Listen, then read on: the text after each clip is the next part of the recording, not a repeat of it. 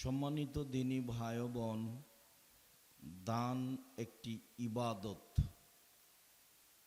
ইবাদতের জগতে সবচেয়ে গুরুত্বপূর্ণ, শক্তিশালী, ভিন্ন ধরনের ইবাদত। পৃথিবীতে আল্লাহকে সন্তুষ্ট করার জন্য আরো বড় বড় ইবাদত রয়েছে, তবে দানের যে ক্ষমতা, মর্যাদা তা অন্যান্য ইবাদত রাখে না। আমরা খুব ভালোভাবে জানি যে সালাত, নামাজ ইবাদতের জগতে বিরল, ভিন্ন ধরনের ইবাদত, যা মানুষের সাথে আপোষ করে না। যাকাত একটা ফরজ বিধান, কিন্তু মানুষের সাথে আপোষ করে। বলছে যে 2 মাস আগেই দিব যাকাত, দেন। বলছে 10 দিন পরে দিব, দেন। যাকাত একটা ফরজ বিধান, তবু আপোষ চলে। হজ একটা ফরজ বিধান, এবছর করতে পারলেন না, সামনেবার করার সিদ্ধান্ত নেন, সমস্যা নেই। সিয়াম একটি ফরজ বিধান, রোজা আপনি অসুস্থ আছেন পরে করেন, আপনি সফরে আছেন বাড়ি আসলে করবেন, সমস্যা নেই। কিন্তু সালাত এমন একটি ব্যতিক্রম ইবাদত যা মানুষের সাথে আপোষ করে না। মানুষ কিভাবে আছে সালাতটা বিবেচনা করে না। মানুষের কোনো অবস্থাকে সালাত বিবেচনা করে না। সময় হলে তাকে আদায় করতে হবে, সে আদায় করতে বাধ্য, তার নাম সালাত। এরপরেও সালাত দিয়ে জান্নাত পাওয়া যায়, জান্নাত কিনা যায় না। জান্নাত কিনার একটাই মাধ্যম, তা হলো দান। ইবাদতের জগতে সবচেয়ে দামি, সবচেয়ে মর্যাদার অধিকারী ইবাদত হলো সিয়াম, রোজা। এর বিনিময় হলো জান্নাত। এর পরেও ফরজ সিয়াম এমন একটি ইবাদত, সবচেয়ে দামি ইবাদত, তা দিয়ে জান্নাত পাওয়া যায়, জান্নাত কিনা যায় না। জান্নাত কিনার একটাই মাধ্যম, তা হলো দান। হজ একটি ফরজ বিধান। রাসূল সাল্লাল্লাহু আলাইহি ওয়াসাল্লাম বলেন, মান হাজ্জা লিল্লাহ ফালাম ইয়ারফুস ওয়ালাম ইয়াফসুক রাজাকা ইয়াউমিন ওয়ালাদাতু উম্মুহু।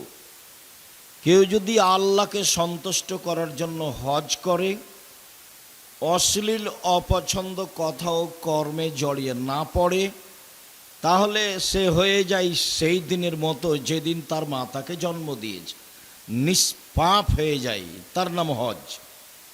এরপরেও হজ দিয়ে জান্নাত কিনা যায় না, জান্নাত পাওয়া যায়। ইবাদতের জগতে একটি ইবাদত যা দিয়ে জান্নাত কিনা যায়, তা হলো দান। হয়তোবা ভারত, বাংলাদেশ, পাকিস্তানের আলেম ওলামা জনগণকে বুঝাতে না পারায় দানের কথা বললে জনগণ একটু কেমন কেমন মনে করে, ইতস্তবোধ মনে করে, একটু ভারী ভারী মনে করে। কিন্তু দান যে সবচেয়ে শক্তিশালী ইবাদত, তা বুঝাতে পারলে সবার জন্য সহজ হতো। আর এদেশের ভারত, বাংলাদেশ, পাকিস্তানের কওমি মাদ্রাসা টিকিয়ে রাখার একটাই মাধ্যম, সাধারণ দান, মানুষের সহযোগিতা।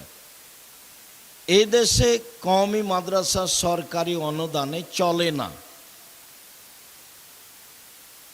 রবার্ট ক্লাইভের এনজিও পরিকল্পনামূলক প্রতিষ্ঠান, প্রাইমারি, হাই স্কুল, কলেজ, বিশ্ববিদ্যালয় এগুলো এনজিও এক সময়ের, এখন আমাদের কাছে প্রতিষ্ঠান।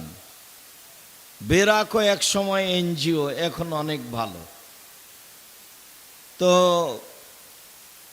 সরকারি অনুদানে চলে, আর ইসলাম টিকিয়ে রাখার একটাই মাধ্যম, সেটা হলো বেসরকারি কওমি মাদ্রাসা, যার উপরে আমাদের ভালোবাসা খুব একটা নেই বিভিন্নভাবে সময়ের গতিতে। আজকে আমরা একটু জানি ও বুঝি সবচেয়ে শক্তিশালী ইবাদত দান কিভাবে, দানেই জান্নাত কিনা যায় কিভাবে, তা আমরা একটু অবগত হই। মহান আল্লাহ বলেন, আল্লাযীনা ইনফিকুনা আমওয়ালাহুম বিল-লাইলি ওয়ান-নাহার, যারা তাদের অর্থ সম্পদ দিন রাত দান করে।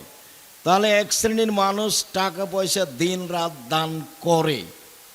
দিন রাত মানে সুবিধা আসলেই করে, পরিস্থিতি আসলেই করে, সুযোগ দেখলেই করে, রাতেও করে দিনেও করে, মানে সব সময়ই করে।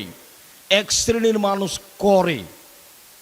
পরের অংশে আল্লাহ বলছেন সিরওয়ালা নিয়ে, তারা আবার গোপনেও করে প্রকাশ্যেও করে।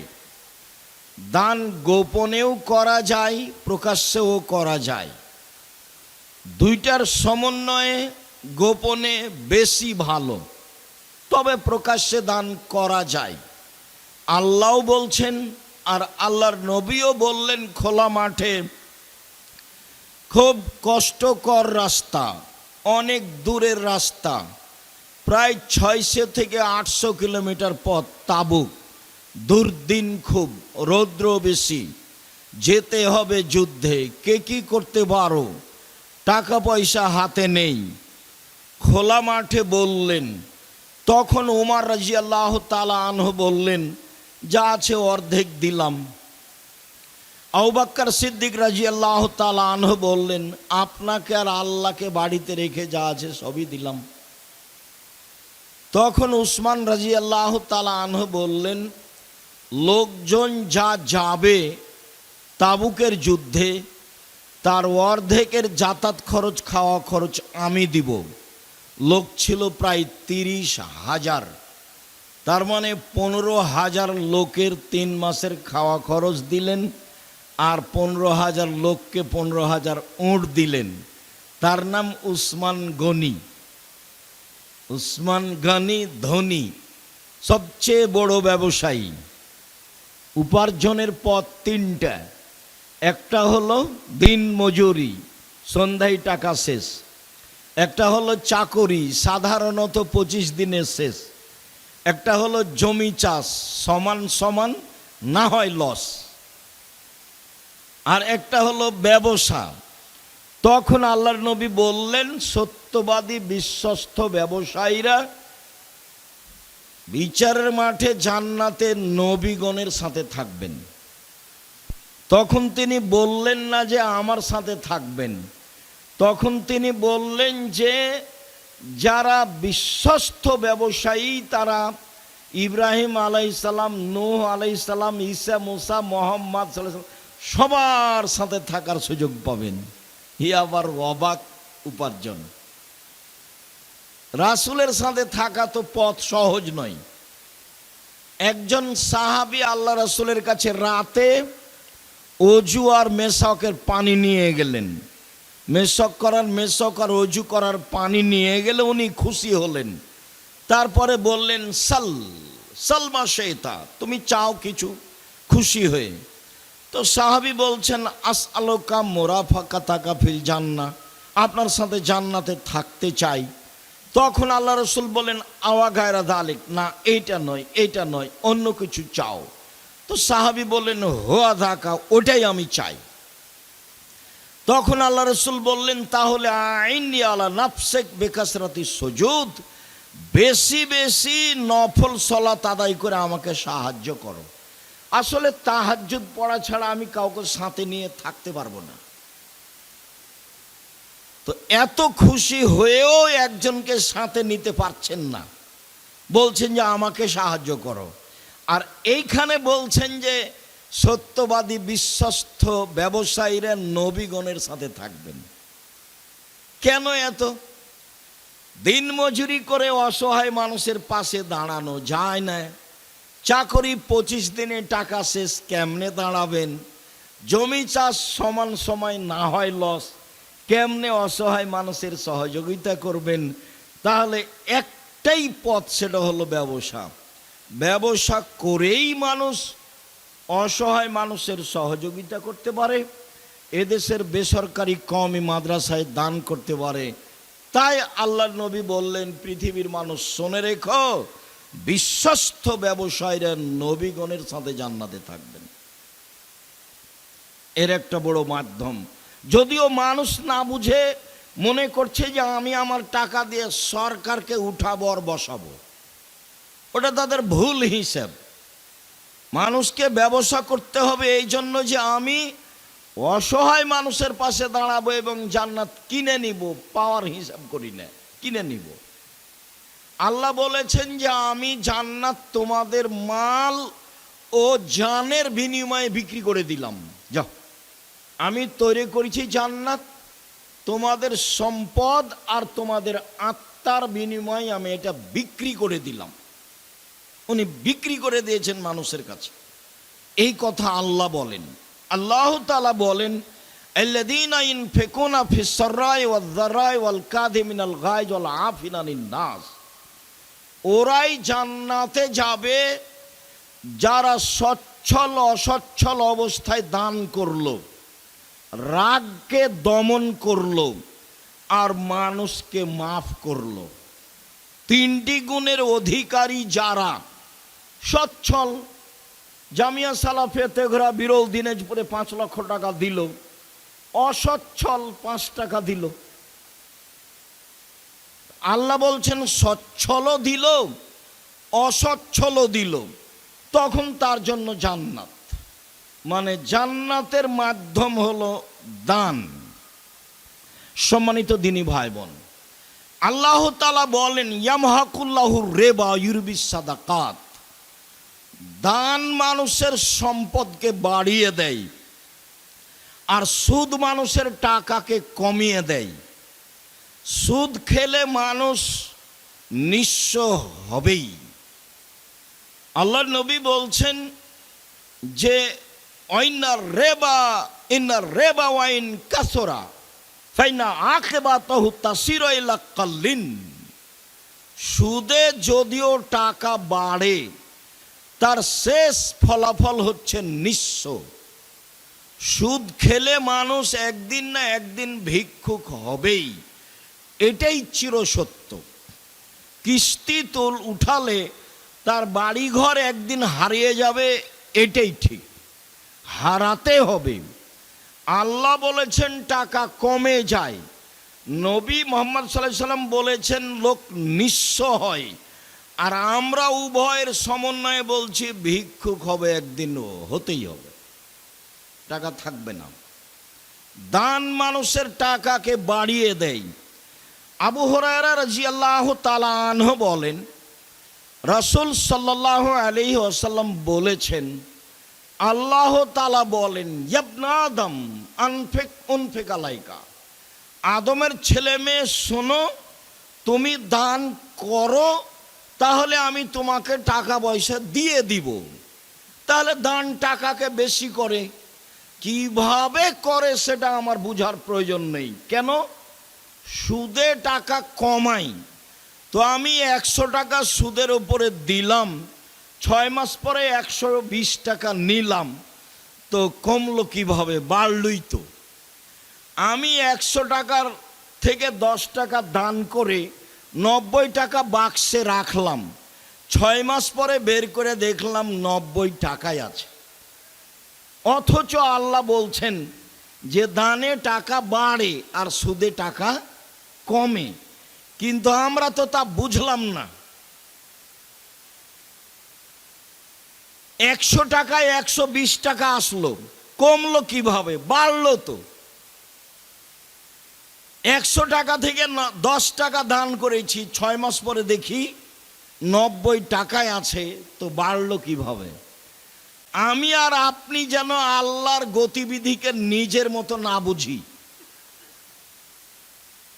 একটা লোক বাইতুল মোকাররম জামে মসজিদে পাঞ্জাবি বিক্রি করে, ব্যবসায়ী। তো দুইজন মিলে বিক্রি করে, একজন বলে পাঞ্জাবি আর একজন বলে 3000।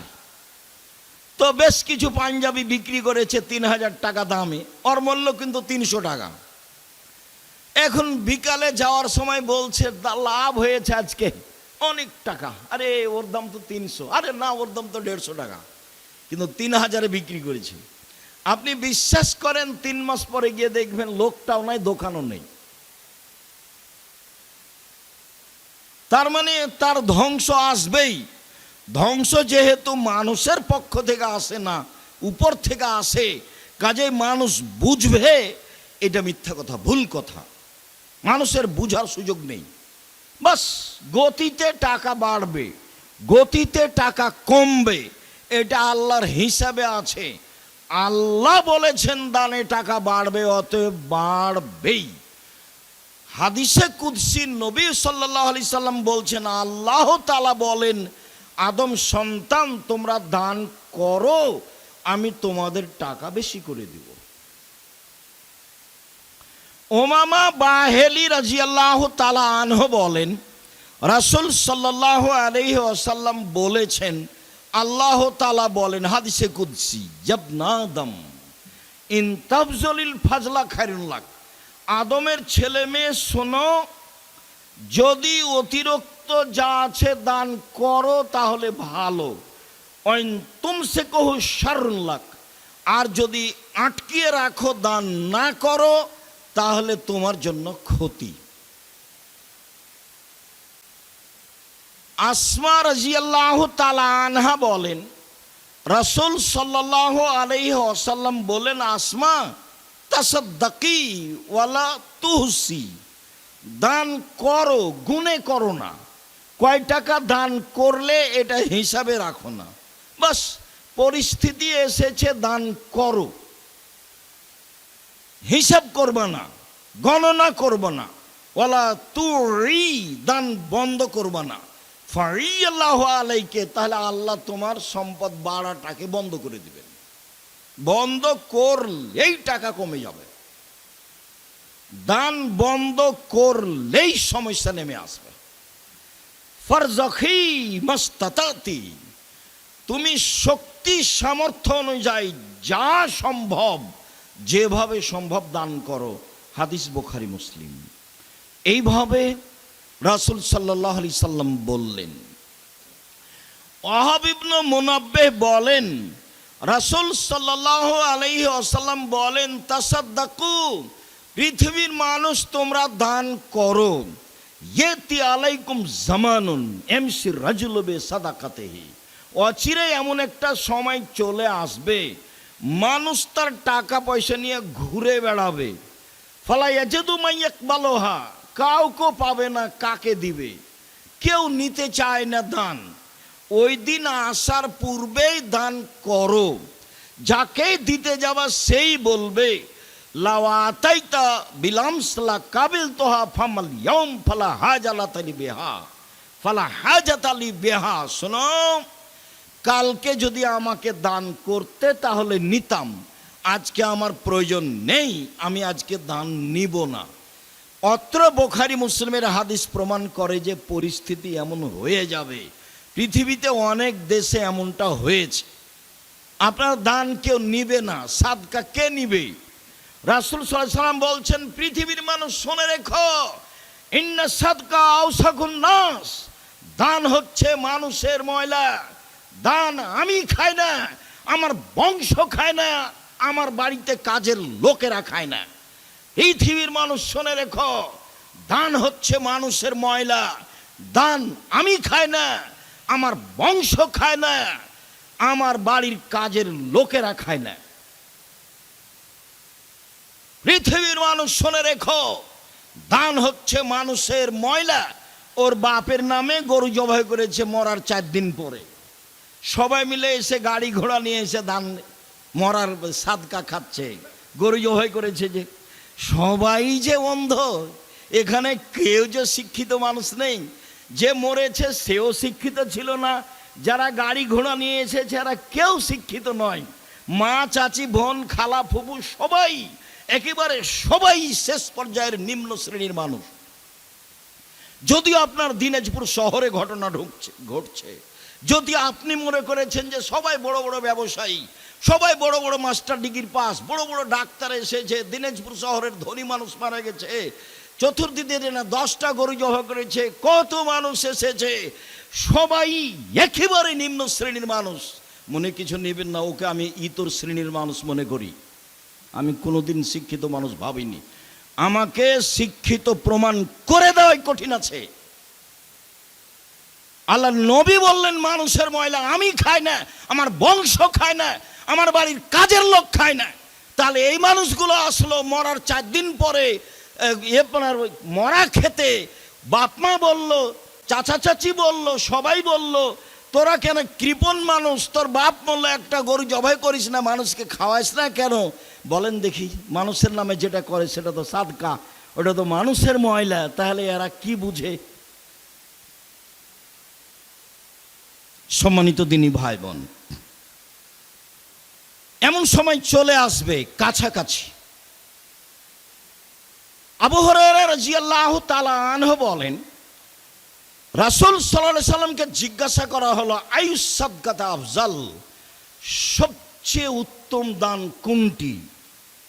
একবার বলা হয়েছে আইয়ুস সাদকাতা আযম আজরান, সবচেয়ে কোন দানে বেশি নেকি হয়, কোনটা দানে নেকি বেশি হয়? তখন আল্লাহ রাসূল বলছেন, এক আনতা সাদ্দাকা ওয়া আনতা সাহিহুন, তুমি যখন দান করো তখন তুমি সুস্থ, বাস কোনো সমস্যা নেই। সাহিহুন, অর্থের লোভী, টাকা পয়সা জমা করাই লাগবে। 3 তামালুল গেনা, ধনী হয় লাগবে, টাকা পয়সা জমা করা লাগবে। 4 তাকসাল ফাকরা, দিলে কমে যাবে। এই 4টে গতি যখন আপনার সাথে একসাথে বিরাজমান, তখন দান করলে সবচেয়ে বেশি নেকি হবে। 1 আপনি সুস্থ, 2 আপনি অর্থের লোভী, 3 আপনি ধনী হওয়ার স্বাদ রাখেন, 4 দিলে কমে যাবে আশঙ্কা করছেন। এই সময়ে দান করতে পারলে সবচেয়ে বেশি নেকি হবে। মানুষের অন্তর যেমন রাসূল বললেন তেমন, মানুষের মনটা যেমন রাসূল সাল্লাল্লাহু আলাইহি সাল্লাম বললেন তেমন।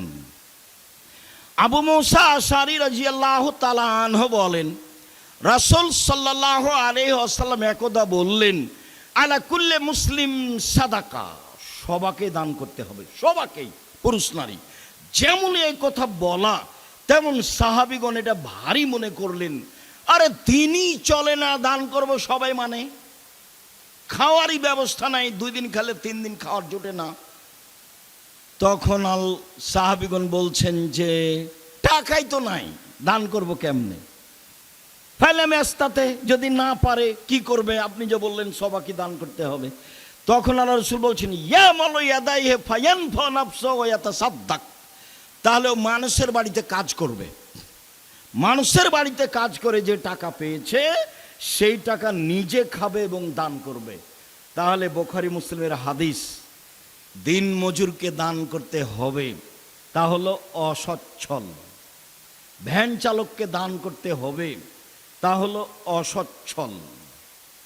দিন মজুরকে দান করতে হবে, 25 দিনে বেতন শেষ হয়েছে তবুও দান করতে হবে, সবাইকেই করতে হবে। এবার সাহাবীগণ বলেন, ফাইলে মেস্তাতে, ঠিক আছে বুঝলাম, যদি মানুষের বাড়িতে কাজ করতে না পারে?